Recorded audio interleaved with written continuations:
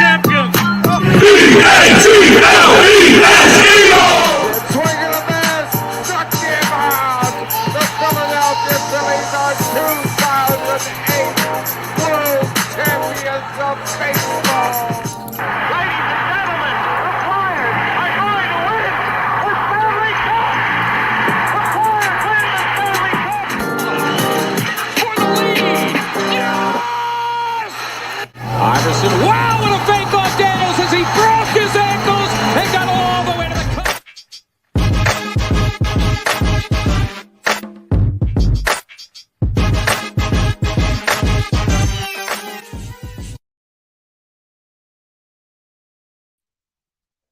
Well, welcome in episode 117 of Drunk on Broad. But today we're drunk on the court, kind of like our hometown team, because last couple of games we couldn't get it together. So I guess we got something in common. I got Mark from our one of our Fired Up writers here. So Mark, good morning. How are you, brother? Doing well. Better after it started good. That ceremony was very emotional, and Most the definitely. MVP ceremony for Joel, and that was the best they got, unfortunately. Yeah, I mean, listen, we can start there because we'll go through games 1, 2, and 3. But the Sure. ceremony last night, pregame, they have the montage that starts with the draft and goes through his playing career, and then really looks at him as I saw him more as a person last night, right? The moment where his son kind of runs out and he it seemed like he had it together until his son ran out, Yeah. and then it kind of hits him, which was a really cool moment, as a dad, as a fan, it kind of meshed both worlds right Yeah. there. Sure. And you saw and hearing the interviews earlier in the week, right? Never really, like when he came here, when he was started playing when he was 15, so he hasn't been playing basketball that long. Yeah. So to go from 15 to where he is now, being essentially the best player in the best league, just a really cool moment, man. It was fun to see. It was cool as a fan considering where this franchise has been, but man, it just never got off the ground after that. No. Yeah, and it was really like, remember a little quite a couple few, I think it was a few years back when there was a lot of talk about the process and things like that. And one of the things that Joel said, he's given us a lot of quotable moments, but one of the things he said was that he was the process.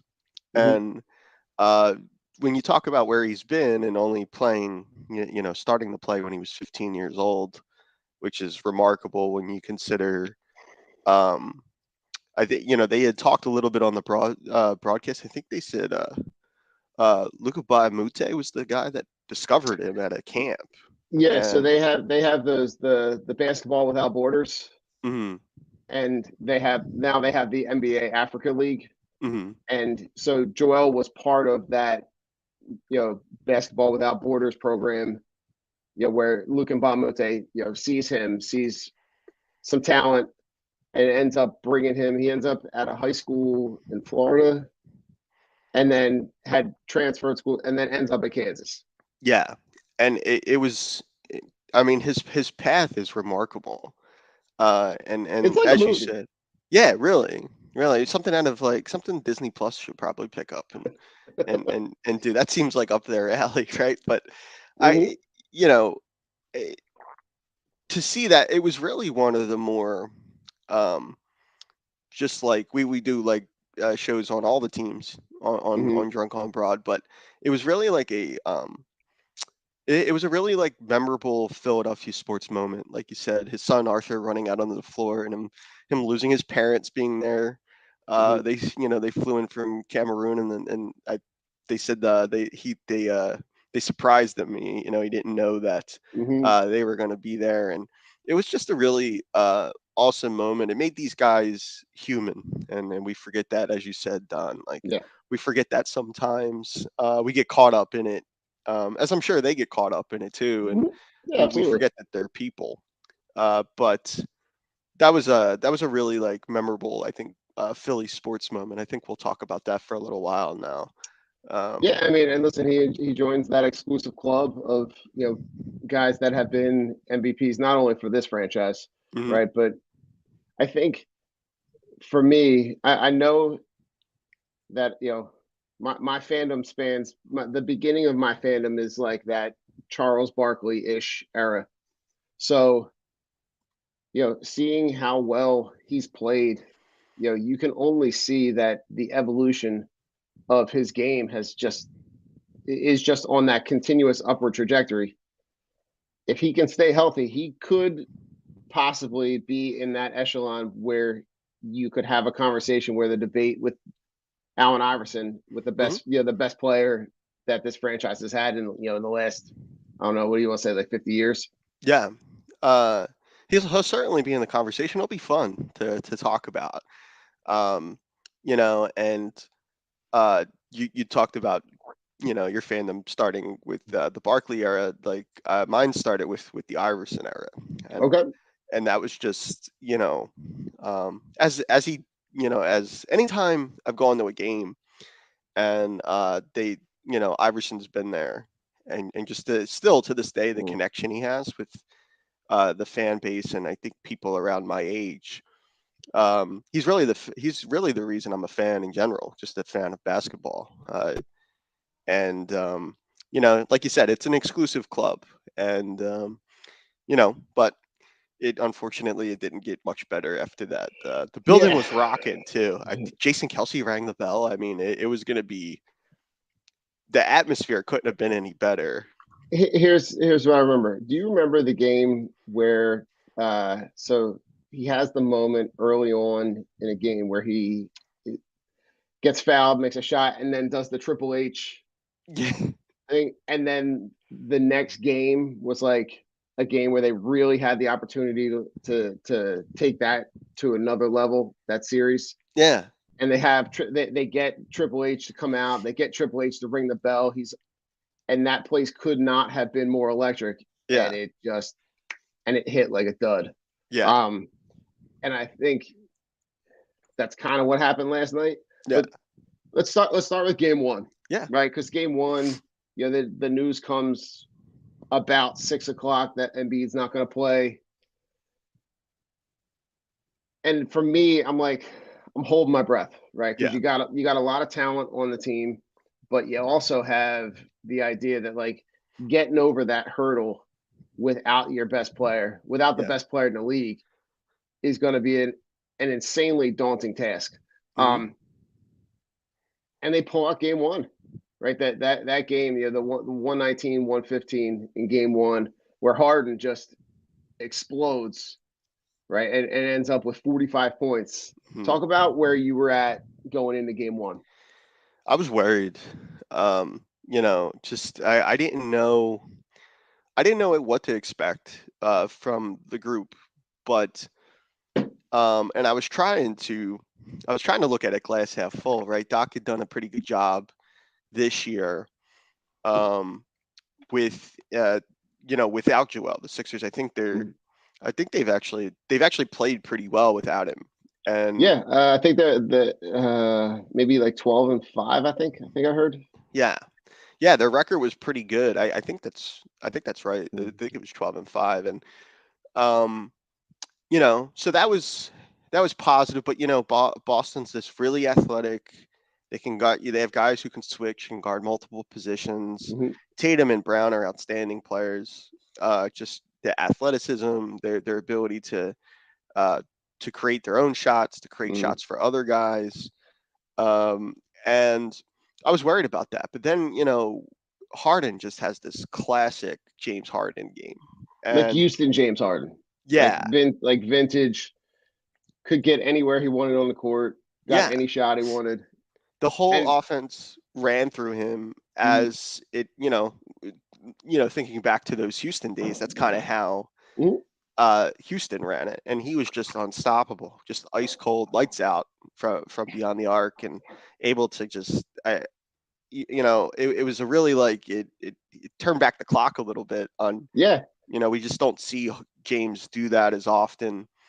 And some of that's just, you know, he's in an offense with an MVP caliber big, and you know the ball's not in his hands as much. Yeah. And you know, but in that game it was, and he was outstanding. And he, you know, he's really been their X factor this You're entire right. series. They win And game one because of him. yeah, and listen, and I think his ability to kind of get anywhere he wants on the court really opened up a lot of stuff for Maxey. Yeah. Right? Because Maxey, you know, in the 36 minutes that he played, scores 26 points. Mhm. And not for nothing, but the last 10, 12 games that he's played against Boston, he has really struggled. Like Mhm. most of those games, not even getting, you know, in the double digits in points. So, you know, DeAnthony Melton has a great game. You know, Yeah. he's electric behind the line and gets, you know, a lot of clutch threes.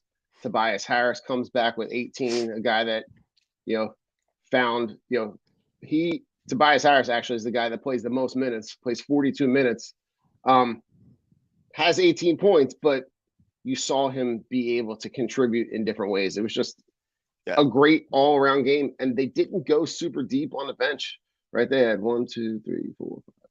They only had 8 guys play. Yeah. In a game where you thought they might go a little bit deeper on the bench because you don't have Embiid. Mhm. But a guy that really impressed me in that game was, you know, Paul Reed. Yeah. He came up clutch in the late in the game, you know, and having to end up on the line. I think he ended up like he hit some. It was 4 clutch free throws late in the game. Under 2 minutes, and Yeah. doesn't hit the rim at all. For a guy that shot like, I'm gonna probably butcher the statistics, but his free throw percentage it wasn't horrible, but it wasn't great. But for Yeah. him to step up at the line in Yeah. that moment, in that game, and be able to kind of, and you know, and those 4 points, you know, kind of end up being the difference between, you know, the final score. Yeah. Yeah. He was.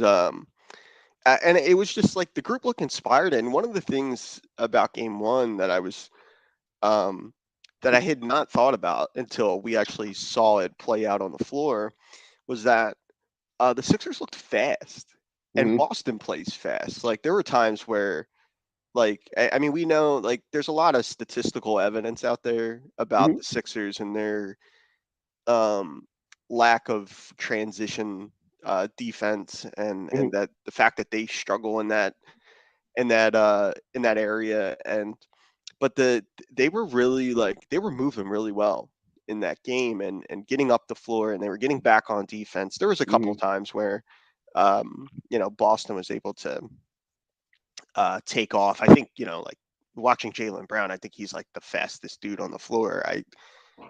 You know, Yeah. I mean, the listen, cameraman can't even keep up with him sometimes. no, Like, no, not even the drone footage. yeah, yeah, The TNT drone footage, which is yeah, a whole different conversation. But they were, you know, and the defense was really not present in that, especially in that first quarter, right? When you have both teams putting up over 30 points in, you know, and the Sixers, yeah, it was 38-31 Boston at the end of the first quarter. Mhm. And at that point, I'm going, all right, like you got to put us, like we gotta get a bunch of stops. They end up outscoring them. It's close at half. It's within a couple points at halftime. Um, and then the Sixers really kind of take over in the second quarter. Yeah, yeah, and it was um yeah, there wasn't a lot of defense played in that first quarter. Boston shot the lights out in the first quarter. Uh huh. And but the Sixers also shot, I think the Sixers shot like 55% or something like that from the floor Yeah. in the first half of game one. Yeah. So the Sixers for the game shot 50%, and Boston was 58. Yeah. But they So were, you know, the Sixers were 44% from three. Boston was 38%. But the Sixers were 12 for 12 from the free throw line. And yeah, Boston and was 17 of 18. yeah. Yeah, I So mean, like, and you everybody played well. yeah, yeah, across the board, like you said, I mean, they played 8 guys. Even like I believe Niang got some time. Mm-hmm. He's been getting a little bit of time. And I mean, Played like he's not played known. 13 minutes. Yeah.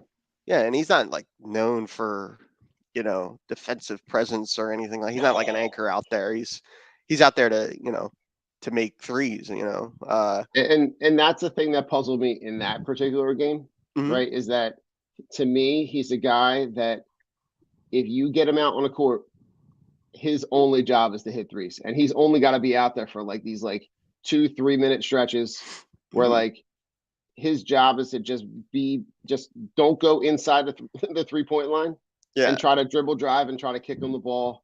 yeah, And but in the 13 minutes he's got 3 points, and yeah, he's horrible on the defensive end. yeah, So like to me, I'm looking at guys more like I'll trade the time that Niang plays with McDaniels, because right. at least I know on the defensive end, I'm going to get a better defensive presence from Jaden McDaniels because of his length and because of his athleticism.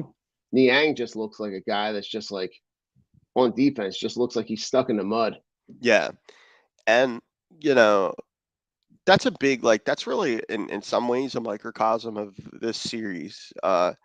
Like Boston has guys that like we talk a lot about Brown and Tatum, deservingly so. They're Mhm. outstanding players.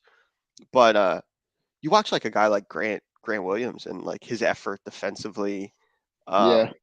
guards multiple positions. We know Marcus Smart, can do the work defensively. And then you have a guy like Malcolm Brogdon, sixth man of the year, coming off the bench. He was at one time a starter, Yeah. and I mean he comes off, he gives you a little bit of everything. Derek Um, White, Derek White. Derek Yeah. White, yeah, another good combo guard, and They have this, and this was my fear going into the series was they don't have the drop off from their top two mm, with Tatum and Brown, and then the next set of guys isn't that far. right, Like Malcolm Brogdon on most rosters is going to be a starting point guard. right, You know, Grant Williams could be your first guy off the bench. Derek White, you saw last night in game 3, Derek White's in the starting lineup. mm, Like they have a lot of fast, athletic guys that you've seen them expose the lack of athleticism that is up and down the Sixers roster. yeah. They're not nearly as athletic. There was there was a time I believe last night, and I don't mean to jump around. I know we're gonna go game by That was game, okay. but there was a couple times last night where I think Maxey ended up with the ball, and I think it ended up being like, I don't remember who was guarding him, but Tatum ended up switching onto him. Mm-hmm. And Maxey's, as we know, like incredibly fleet of foot. He's probably the fastest guy on the Sixers. And Oh yeah. there was a couple times where Maxey went to take Tatum, and he went to the rim, and Tatum's work defensively, his footwork just stayed stride for stride with him, and he has the length to defend to defend him even if he gets by him. And we just don't have enough, as you said, like we just don't have enough of that.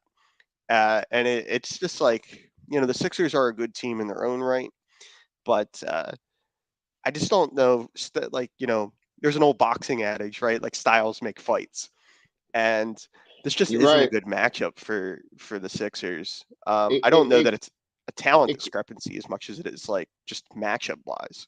no, I think you're spot on, right? This is, and probably should have been, the Eastern Conference Finals, Hmm. right? This is a matchup of the two best teams in the Eastern Conference.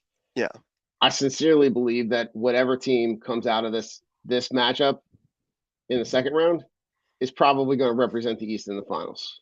yeah, I totally agree with that. Because I don't see the Knicks and I don't see the Heat taking down either one of these teams in a 7-game series. Yeah, So it quite possibly could be the worst matchup for them because yeah, it matches Boston's strength with the Sixers' weakness. And I think, and to transition to game 2, right? You saw that from the jump in game 2. yeah, Boston jumps out to a 6-point lead in the first quarter. By the end of at halftime, it's it's close, and then Jesus Christ, in the third quarter, Boston just could not miss. No. Every guy, and it was short possession, fast break, kick it out, 3. Yeah. Miss basket, rebound, 3. Like the offense, like the rebounding, the Sixers' lack of rebounding combined with their ineffective shooting percentage, and then Boston just couldn't miss. Yeah. Yeah, game 2 was you look at Harden's effort in that game, and it was, you're expecting him, you get Joel back, there's the feeling that it's better, but again, like when we talk about like the pace of the game and things like that, with a hobbled Embiid, it slows things down. I'm not saying he shouldn't be out there. Like, he's the MVP of the league for a reason. He Yeah. has to play. It's every much about optics as it is, there's a lot of talk about that, and sometimes I think there's talk about Embiid's lack of commitment, and whether it's in the past his whether or not he's in shape or not, or like it's about him ultimately. I think a lot of that was perception and maybe Sure. not reality. Yeah. And I think that's a lot of us as fans searching for those answers, going like, why doesn't this guy care as much as I care? Yeah. But we also only get like a glimpse into what they do to prepare for these games. Sure. Right? We see them basically on game day. Yeah. We don't, and to make the football analogy, we don't see them Monday through Saturday. Mm-hmm. We see them on Sunday. We see them on game day. Yeah. And I think where I've seen a lot of maturity with him, in his approach to the game, in his preparation, is since he's been a dad. Yeah. I think that there's a lot of maturity that comes with, being a dad and understanding that responsibility. Even if you're a professional athlete, I think you saw the thing with Draymond Green in the post-game press conference, where he's got his kids up there and he's like, I got to remember that I'm a dad, that I got to be that I'm responsible for my actions, all that stuff. Yeah. But I think for me, this team, if he's not on the court, doesn't stand a chance Right. in this series. Yeah. And that's kind of where I leave it, right? Like, the only way that the Sixers win this series is if he's on the court. Yeah. And you're going to need contributions. You're going to need, I'm not saying, Houston James Harden, he's not going to score 45 every night. Yeah. But he needs to give you productive minutes where he at least be. The thing I always look at right now in the last couple of years is like, he needs to be what Chris Paul evolved into, which is just a point. He's the point guard. He's the distributor. He's just the guy that's going to get everybody in position to get what they need. And then by doing that, that gives him the pace and space to be able to get his stuff too. Right. And it's, I mean, like, Embiid coming back for game 2 was something that had to happen. I agree with you. Like, they don't have a chance if he's not out there. But like the way Boston kind of like, one of Doc's adjustments that he makes, I think he made it in game 1. He also made it in game 2, was that defensively the Sixers will fall back into his own defense. And I think like with the way the Celtics kind of moved the basketball, and like Embiid came back, and I think right away, I think there was a moment in game 2 where like Brown went right at him and tried to dunk on him, and Embiid got up for the block.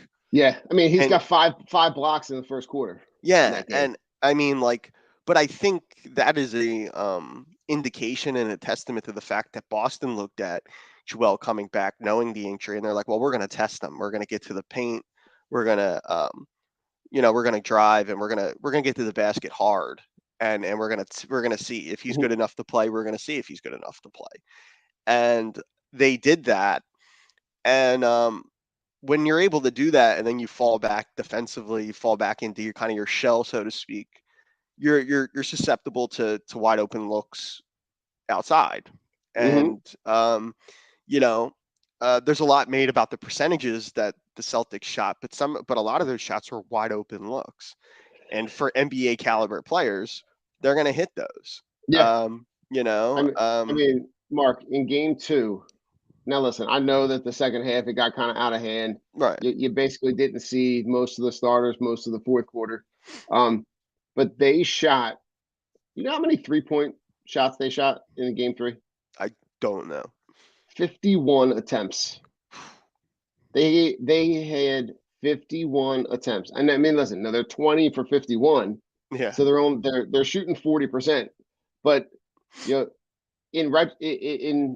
looking at the Sixers side of that, right? The Sixers are 6 of 30. Yeah. And there is your gap, right? Your points off turnovers when you're trading missed buckets for threes, and you do that possession after possession after possession. Yeah. That game, literally just that fourth quarter, they get outscored 35-16 in that third quarter. Yeah. And the game just is out of hand, like almost instantaneously. Like I felt like it's one of those things where, like, if you're at a game, you go up to get something to eat, you come back and you're like, what the fuck happened here? Yeah. Yeah. It's like you go to like a baseball game and you're running late coming in, and it's like a 4-run first inning, and you're like, what happened? Like, you're in the parking lot trying to get in, and and you're like, wait, home run. Like, yeah. wait, stop. What happened here? Like the other night, my family, we went to a Phillies game, and now with the pace of play being faster, yeah, we go to get food. We come back, it was 2.5 innings later. I'm going, wait, what happened here? But just the pace of play in that game, you saw Boston's athleticism just eat this team alive in that third quarter, and they basically ran away and hide at that point. They lose by they lose 121-87. Yeah, and it just and here's the thing though, is that like they do come back to Philadelphia with a split, but it doesn't feel like a split because of the way that game 2, right? After game 1, the Sixers have all the momentum. Game 2 basically swung all that momentum back and basically said, like, all right, you may have gotten one here in Boston, but we got you. Like, yeah, we kind of showed you everything we got. Yeah. And we really don't feel like you can handle it. Yeah. Yeah. It really did feel like that. Whatever good feelings that we had after game 1 kind of got washed away after game 2, just by virtue that the Sixers had gotten run down in game 2. At least we're telling ourselves, going into game 3, it's the award ceremony. That place is going to be rocking. Harden will be better. And at least that's what I was telling myself. And then, game 3 happens. And listen, let's take a quick commercial break. Sure. We'll come back. We'll talk game 3, and then we'll preview game 4. All right, stay with us. We'll be right back. Vonsea Brewing Company is a 20-barrel, 16,000 square foot microbrewery with a 2,500 square foot tasting room, including a spacious outside beer gardens in Norristown, PA, in the heart of Montgomery County. The Vonsea family is part of the family that started C. Schmidt and Son Brewing in 1860. Stop in Wednesday through Sunday and taste a variety of draft and 16-ounce cans of originally brewed beer and tell them the Drunk on Broad crew sent you. Vonsea Brewing is located at 1210 Stenbridge Street, Suite 300 in Norristown. Cheers. Team Clicks are the only glasses for real sports fans. With interchangeable arms, you can support all of your favorite teams, or even make and create custom options as well. These die-hard sports fans have realized that sports fans needed something other than face paint to show their love and passion for their teams. Go to teamclicks.com/DOB and show your love for your hometown team. La Torrent's curated collection of men's and women's watches is a perfect investment that lasts for years to come and fits perfectly with your every outfit and style. Our range of classic watches aren't just a great perfect formal and casual accessory, but a time machine that takes you back to memories. Explore our collection of timeless watches that can reflect your taste, personality, and personal style. Our exclusive collection of carefully curated, affordable luxury watches is what you need to make a personalized style statement. You can take pride in your prized possession, handing it over to the next generations as your most loved asset that they can also own and display with the same pride. These high-quality pieces stand the test of time, giving exceptional value and return on your investment. Go to la-touraine.com and use code DOB at checkout and get 10% off. If you're looking for unique sports apparel, check out Streaker Sports. They've dug deep into the archives and have brought back some incredible defunct team logos and have even created entire defunct league collections. They also have collections paying homage to sports culture, including the Miracle on Ice, Slap Shot, Caddyshack, the Mighty Ducks, and even have a license with Wiffle Ball and USA Hockey. Only for Drunk on Broad listeners, use code BROAD at checkout to get 10% off anything at streakersports.com. Again, that's 10% off anything at streakersports.com with discount code BROAD.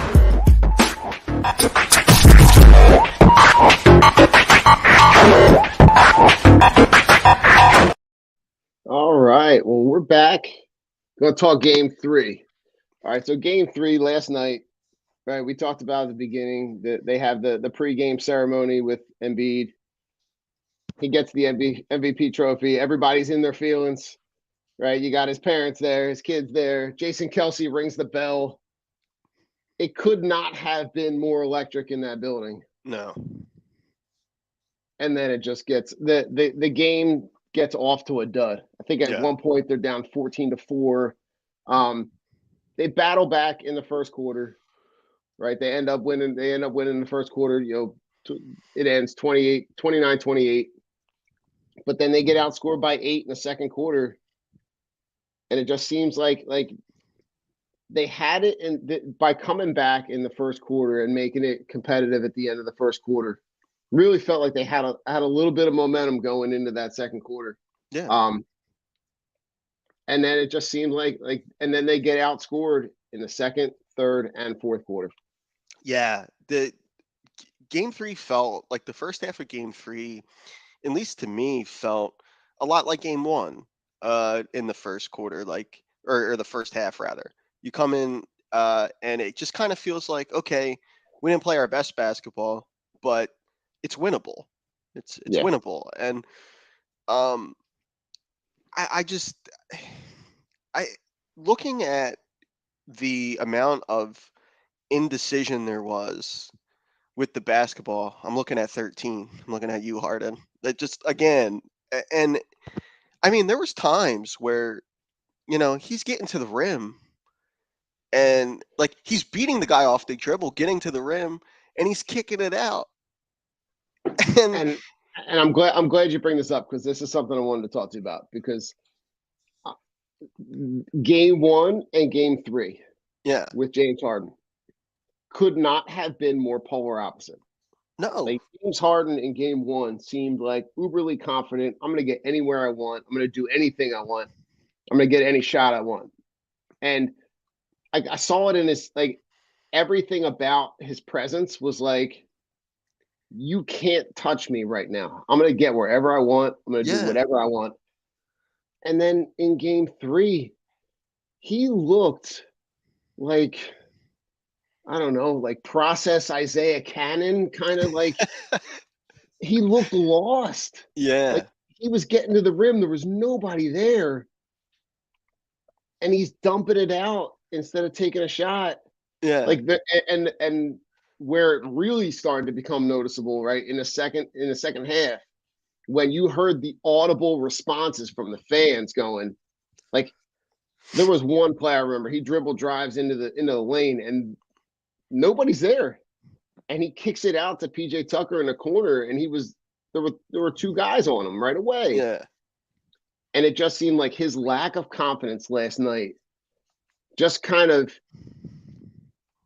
put this wash over everybody almost, where like everybody seemed like far less confident. They weren't hitting shots. They were missing layups early. Like they're going to the rim, but it's like this like laissez-faire, like, and Boston's getting blocks. Mm-hmm. They just seemed like it was Joel Embiid and a bunch of dudes. Yeah. Yeah. And it was first, I have to say I don't appreciate the Isaiah Cannon slander. Cannonball! Those times are, those are some dark times, and Yeah, you're latching on the guys at the time. That's kind of like I'm watching it last night, going, all right, this is not the dude that I saw in game one. No, and Like it just like I mean, it was you mentioned the audible responses from the fans. You heard it, like it came through TV, like you were there. Like Yeah. like he gets to the rim and the crowd's up. And it was bad, Mark, because I had my surround sound on. Yeah. So like I felt like I was in the building, and the irony in it is that like I'm making those sounds at home. I'm going, wait. Is that me? Is that them? Is that coming from the TV? Like I just didn't understand, because it was like the way that James Harden reacted when Joel Embiid hears that he's the MVP. Mm. Everything that's transpired with him in the last couple days, with his response and his support, almost like his number one goal. And you heard Embiid mention it in one of those interviews, Mhm. that like James Harden has basically put everything aside to make sure that this guy gets to the place where he can be recognized with the elite echelon, the upper echelon talent. Yeah. And then you have that performance, and I'm going, make that make sense for me. Yeah, right. And it's one of those things too where, a basketball game is long enough. We've seen it done before, where you can get yours, and like when the game's on the line, Joel's getting the basketball. It's Right. much like it's much like just this is the first. I understand it's not apples to apples, but it reminds me a lot of those years that Kobe and Shaq were trying to figure it out together. Like Kobe wanted the basketball all the time, and but Shaq was getting the ball when the game was on the line. That was the best play. He was the most elite and dominant big man in the game, perhaps of all time, or one of the top three guys, most dominant bigs of all time. Like he was getting the basketball when the game mattered, and there were times where that really seemed to just stick in Kobe's craw. Like he wanted the basketball in those moments. Yeah, I mean, I think in that analogy, right, that you're talking about two guys that are in the NBA top 50, right? They're guys that are the best of the best. And I think when you get to that level, right, you want to see a guy being like, even though I know you're the best big man that's played in the last 20 years, and I'm the best point guard, and I want the ball. Yeah. Like I know that we're seeing a different version of James Harden, and this is why I tried to make earlier that Chris Paul analogy, right? Like your game has to evolve. You can't play the same way every night like you played when you're in OKC and when you're in Houston. Yeah. Like, this is different. You have to, your role on this team is still to be that upper echelon player, but you have to do it differently. Yeah. Yeah. Yeah. And it was just like, he's been I'm harping on him. And I mean, he was not the only one that played poorly in that game, but it was just so, I mean, I think he ended up 3 for 13 or something like that. Or maybe it was he made a couple more shots after that. None of them were memorable. No, you're right. 3 for 14, 2 of 7 from 3. Yeah. And it's just but in 41 minutes. Yeah. Like that's a lot of time for him to not have a lot, not to have that level of production. Yeah, When, and you and consider. it, go ahead. No, I was just gonna say you consider that 41 minutes and how often he has the basketball in his hands. That's plenty of time to make plays and to get your shot and create shots for others. Yeah. And these last two games, he just, I mean, he's not only not done that, but he's actively hurting them out there.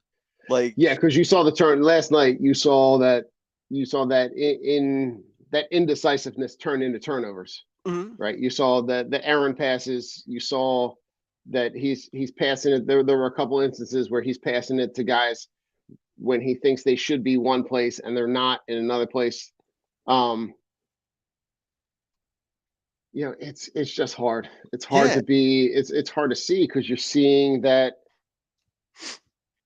it's not you're not getting the production that you should get, and it affected everybody, right? yeah, You saw that Maxey be aggressive and indecisive and kind of waver back and forth yeah, and not know if I get the ball. Like, he's a guy to me that has to win you a game in this series. And sure, it's, to me, if he's got the ball at half court, like, he's got to be a guy that's he's fast enough and electric enough that he can get to the rim yeah, right away. yeah, And that should be his goal. Like, get to yeah, the rim, get fouls, be aggressive, be downhill.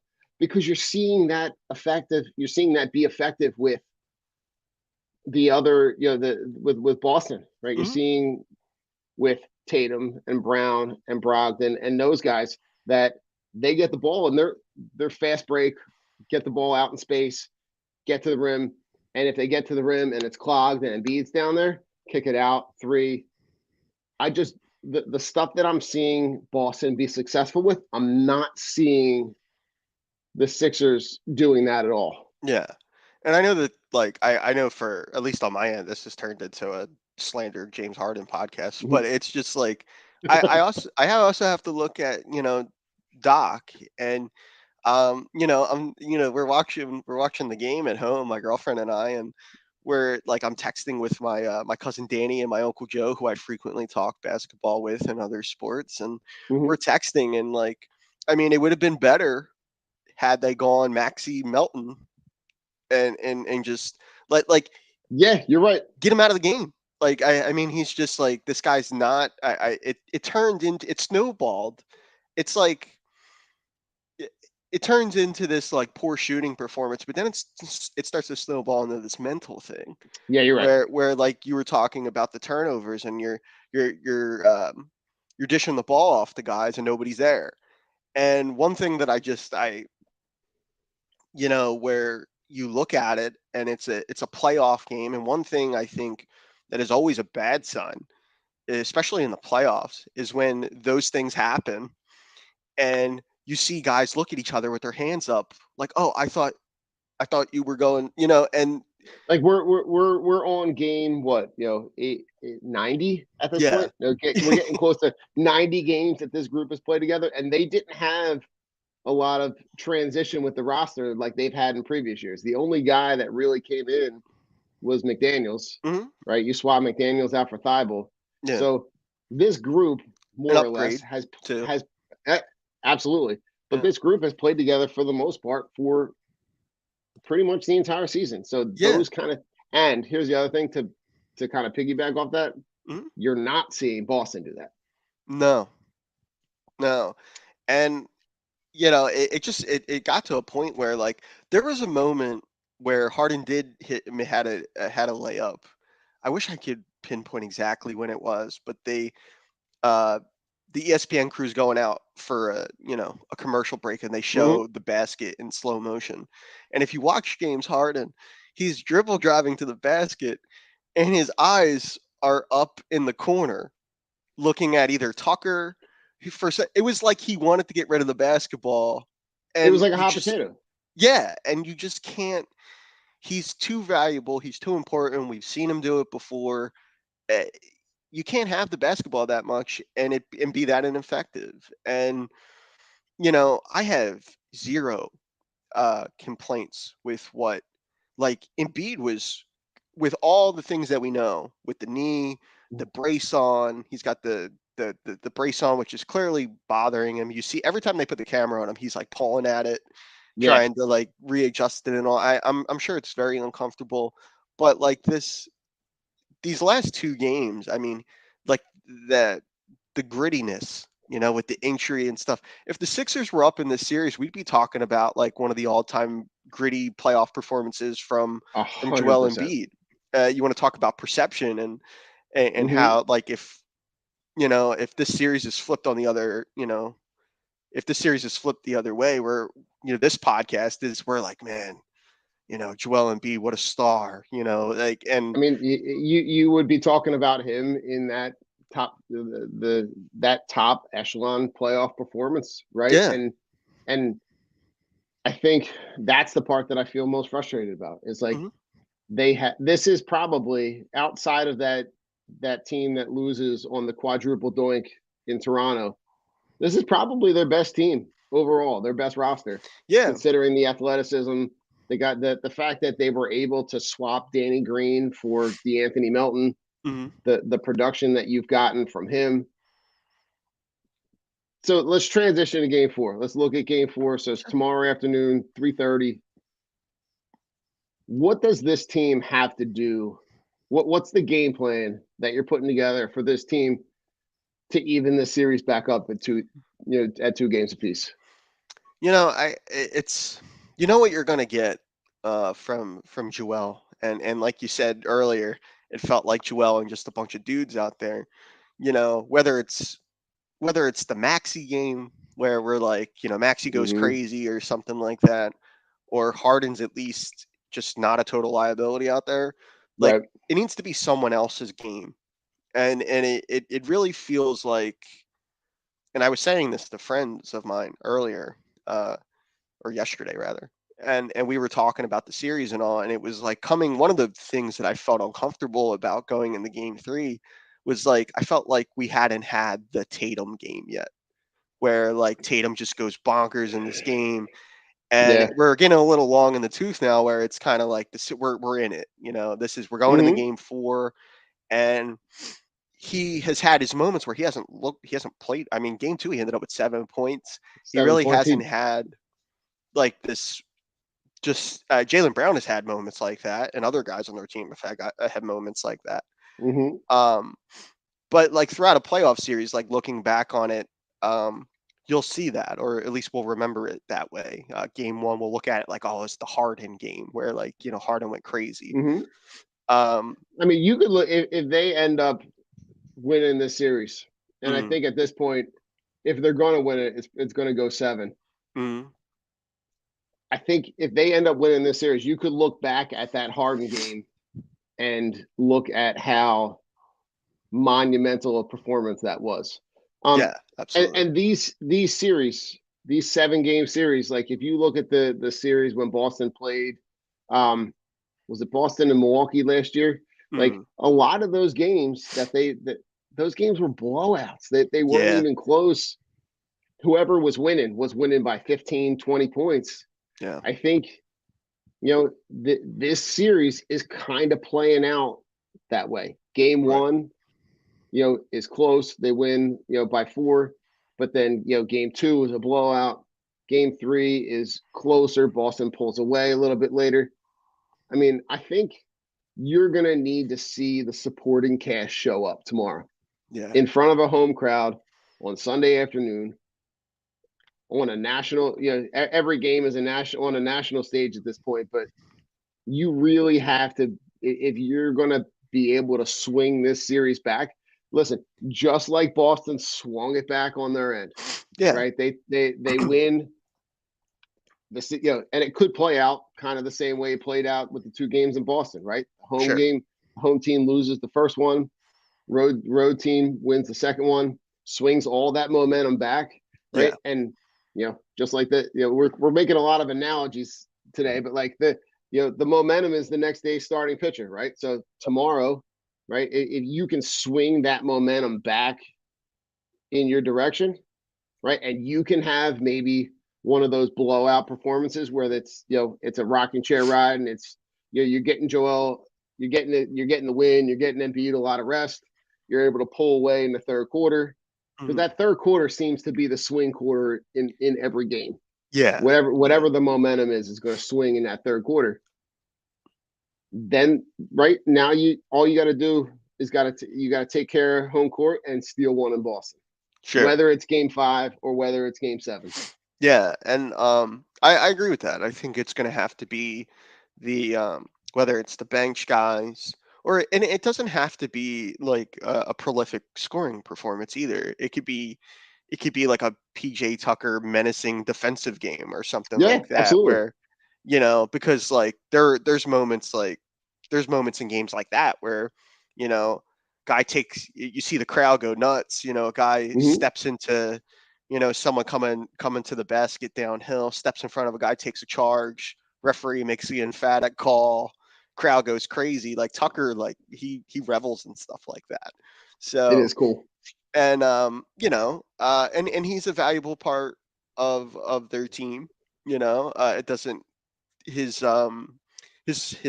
impact goes it's more than points, it's more than getting buckets, it's more kind of in the trenches type of things. But it's going to need to be someone, even if it's not Harden, it has to be it has to be the bench. It has to be like, it'd be nice to get like a crazy Tobias Harris game, yeah, you're right. If you can get a game where like, Harden is in the 20s, Maxi's in the 20s, Toby's in the 20s, like in that high teens, 20s. Yeah. That means you're getting scoring from all different angles and they can't keep up with you. Yeah. So, but yeah, I'm not looking at like the same thing. I'm not looking at one particular guy. I'm looking at like that whole support group. Yeah. The Maxey, Harden, Tucker, Harris, Melton, those guys, because those guys are the guys that's in this series have been doing a majority of the scoring. I need the rest of those guys to support Embiid, because I think when Embiid has the ball down low, nobody on Boston nobody's guarding him. If he can get low in the block, they don't have anybody that can match up with him. No. Like, as much as Grant Williams wants to be a pain in the ass, and as much as Williams wants to be a pain in the ass, athletically, they can't hang with him. No. So they really have to kind of hone in, and I think they let Embiid be the facilitator from that spot, get him the ball, because he can win you a game. He can put 50 up on the board and carry this team to a win, which they also might have to do.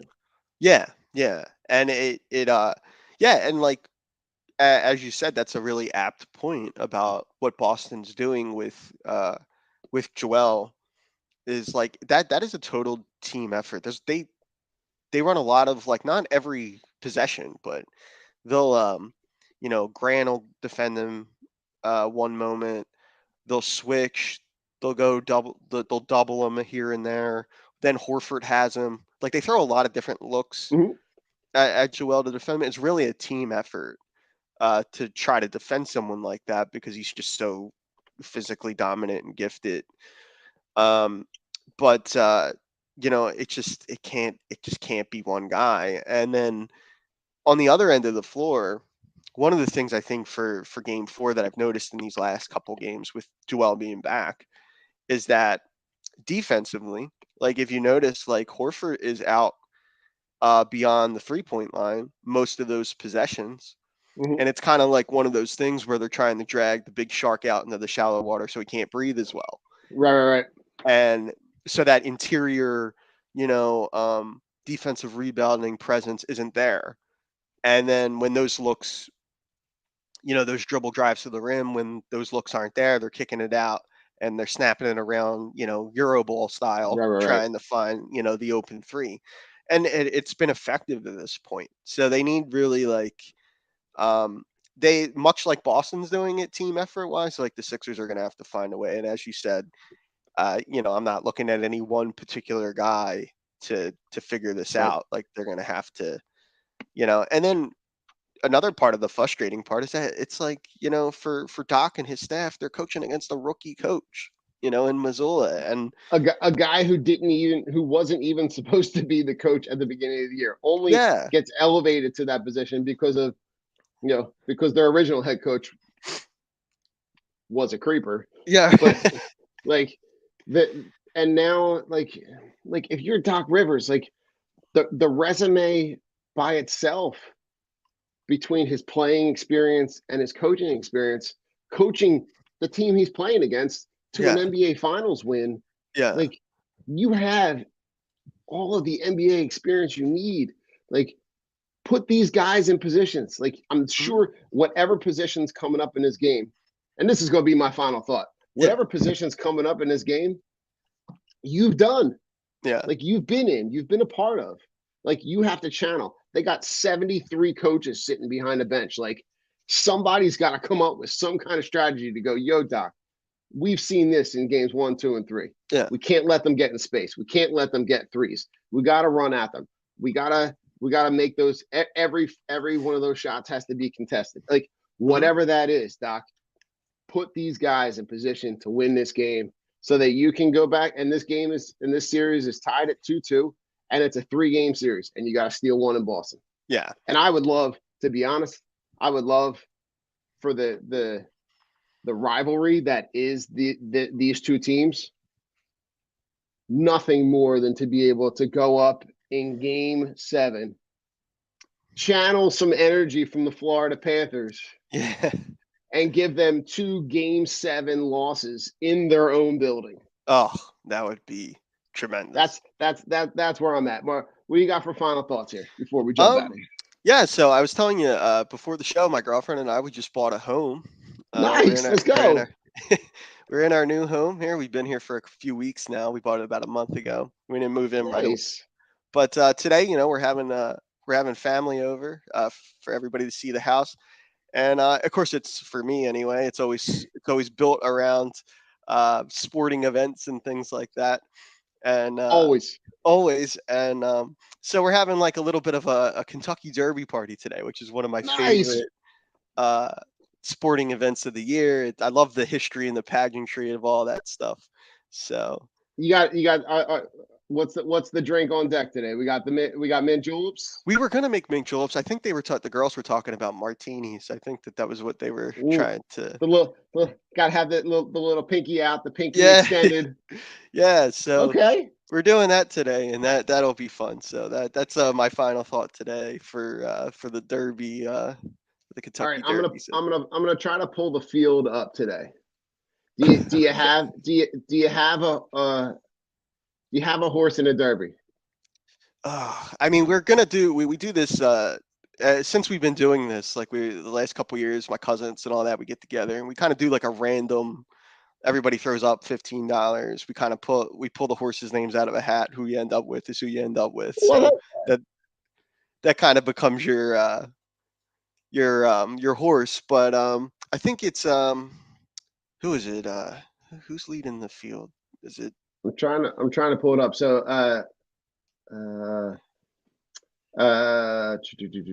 there's Trapid Trice, which is 5-1. Okay. There's I always love the horse names.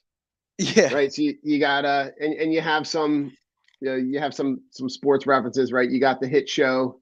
But then I heard Dick Girardi talking about this horse from Japan. Oh, I can't remember the name, but if I had to guess just based on the names, it would be the horse that's going out of 17, Derma Stogate. Okay. Which is a 10-1.